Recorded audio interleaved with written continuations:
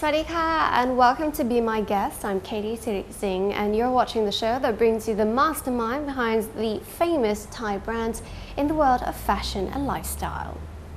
Today I am at CORNER43, which is a Thai luxury furnishing designing company that not only designs beautiful pieces, but they also use locally sourced materials. It was established in 1979 and is today a family business. To get more information, I'm here to speak to the creative director of CORNER43.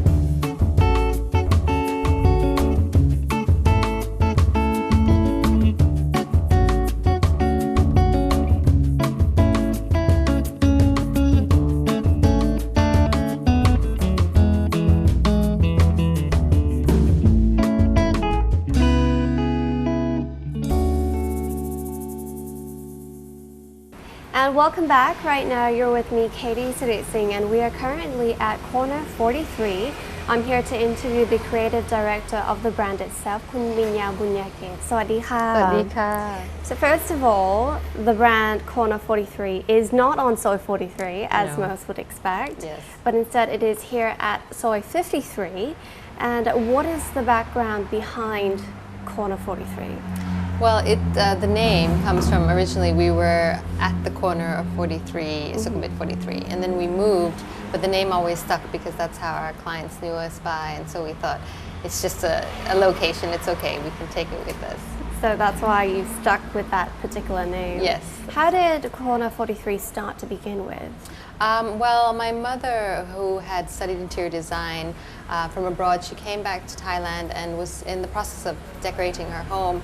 She found that there was a real lack in the market for products that were sort of a little bit more contemporary and an aesthetic that she felt was more young and a little bit more fresh, because there used to be this heavy wood furniture, rosewood with inlays of pearl, and she thought that wasn't really her style. So she thought, you know, we have such an abundance of raw materials in Thailand that we should be able to make something and incorporate a new design, but use maybe a traditional method and traditional material. And so that was the marriage of, you know, rattan, which is very traditional to Thailand, weaving, which is also a craft we have, but infusing it with designs that are a little bit more sort of fresh and things that can be incorporated into a modern or a contemporary house. Would you say that what is considered modern now is very different from what was considered modern years ago? Oh, absolutely. I think trends change so fast, you know. In furniture, maybe a little bit slower than, say, fashion, but there's still very much, you know, an ever-present sort of evolving style of decorating and furniture. So what year did your mother started up this company? She started it in 1979. Wow. Yeah, in the 70s or the late 70s? Yeah, the late 70s. And how did you take on your role here in the company now? I came back from my studies and I thought it would be a really interesting challenge. I hadn't studied in any field of interior design. I studied journalism, but when I came back, it was sort of a challenge, but I felt like it was such a company that my mother had established such a long time ago, and I grew up with it. I always saw her working in this field. I always came into the shop, the galleries, and saw the furniture, so I felt very sentimental about it, and I thought, oh, I'd like to, you know, try and see if I can maybe take over the reins. So how has it been now that you've sort of stepped into her shoes, and it's quite big shoes to fill? Actually. Yeah, I mean, I think that luckily I don't have to fill them myself. I have partners who are wonderful and are everybody's good individually in their field, so we all help each other out. But I think it was very daunting in the beginning because we are a boutique company, so we're not a huge company that manufactures, you know, containers and containers every month, but we try to really keep the standard and the quality high, which means you have to put a lot of attention to detail, and I think that was difficult for me because attention to detail not only in the product itself but in the design process, as well as with our sales and marketing team, with the way we communicate with our clients to give them that attention and understand what they really want, and to make them be able to choose the pieces that really speak to them, and that was hard for me. Do you do a lot of custom pieces though, or are you usually designing them and people just come and buy them as they are? It depends. We can customize, and that's what's nice about it, is that there is a flexibility in it. Although we tend to if the piece is, we put so much effort into designing the piece already, so when people want to customize, we want to make sure that they really do know, if it's the proportion, for example, if somebody wants a chair that is a lot bigger, we have to remind them that, okay, there are certain proportions that a chair needs to be to make it comfortable, to make it ergodynamic. So things like that we might gently remind people, but we don't mind if people say, well, instead of a 2-seater, can we make it a 3-seater or something? That's where we give them full flexibility. So also with sort of like fabrics and things like that. So there are some elements to which you can actually customize a particular product. Yes. How has the feedback been so far in the last several years or recently now that you've taken on the role? Well, I think the feedback, I think people always appreciate something traditional but then spun in a new way, and so I think that people have been very open and encouraging in terms of using an artisan method of producing furniture but then making it in a design that is a little bit more contemporary. Yeah. Is it difficult to find materials nowadays? Yes, I mean rattan, what we use is really hard to source because there are only a select few numbers of forests that you can harvest legally the rattan from. So we get our rattan from Borneo in Indonesia, and so we import it from Indonesia. But now, because of the high demand of rattan and because there's not that much supply, we're turning to use a little bit more the synthetic rattan, which is becoming more and more sophisticated every day. So originally, if you had synthetic rattan, it would be very dull and just one color. But now they're mixing textures in it, different shades, and it's really exciting. So a lot of designers will actually prefer the synthetics, which is made out of a very high grade PVC, yeah. So I think that then they have a little bit more leeway to be creative and to use colors that maybe originally you wouldn't see on rattan. If you had to select a few words to sort of describe overall what is the concept of all of the furniture pieces that you design, what would you describe it to be as? Well, I think that we always try to create something which has an association to us, meaning that, I mean, we're a company that has been established for 20 years, so we don't want to make furniture that is very trendy per se. Very out there. Yeah, very out there. I mean, we want to create pieces that people will be able to have in their homes over a long period of time and really enjoy and find function in.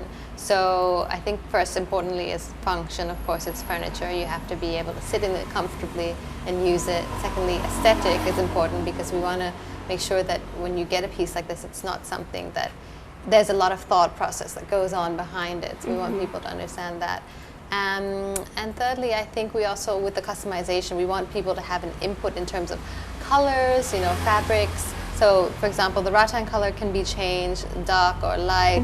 The fabrics can be changed. You're playing with pillows and proportions. So I think we try to make it a company that tries to show off the best of the traditional production, the artisan production, but at the same time saying that, using something traditional, but you can make it into something very personal and very refreshing as well.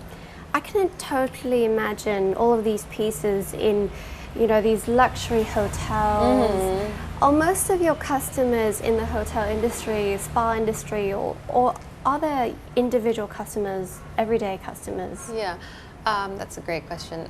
Mostly we are in the hospitality industry, and luckily in Thailand, we have such a booming hospitality industry that we do have work most of the times that we work with interior designers that work with these kind of luxury hotels by this beach or in Khao Yai in the mountains, and this natural materials works well in that environment, with the humidity and the sea, and it's a very good material it incorporates in that space well.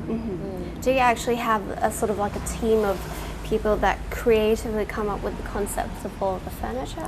Yeah, actually we sit down once a year before launching the collection, a long time before we launch it, and we talk about what has inspired us up to this point. So last year our designers went to Japan, so sort of a very reoccurring theme in that collection was lines of Japanese architecture. And this year we've turned to things that are a little bit more softer. Like this is the motif of like ginkgo leaves. So that's been something that's been going throughout, but it's a softer, more sort of, it's not as structural as last year's collection, which was very kind of like rigid, very cool. You know, the aesthetic was very kind of minimal, but in a way luxurious. But this year we've tried to make it a little bit more feminine, a little softer, and I think it would please maybe a side of you that would like a piece that, you know, has a bit of a more gentle aesthetic to it. Would you say most of your customers are females? Not really. I think there's something in each collection for everybody. So our designers, 3 designers are male, but I think that they don't really make pieces according to what they think the customer would like, but they kind of create pieces that they think would be a great addition to our portfolio, and pieces that really have bits of inspiration that they've picked up along the year and want to incorporate it into pieces of furniture. So are most of your collections done year by year? Yes, every year. We have a new collection every year. And how long does it take for you to come up with a design now and for it to finally be released? It's almost instant after the first collection has been released. I'd say we'd have like a 3 months downtime period where we kind of look around for inspiration and, you know, try to really do brainstorming. And then after the first collection, that year's collection released, after 3 months we already start on next year's collection. Yeah. That's quite you know, very routine and a lot of work done in a very short amount of time. Yeah, I mean, we give it a few months, so we have time to kind of ponder ideas and throw things back and forth.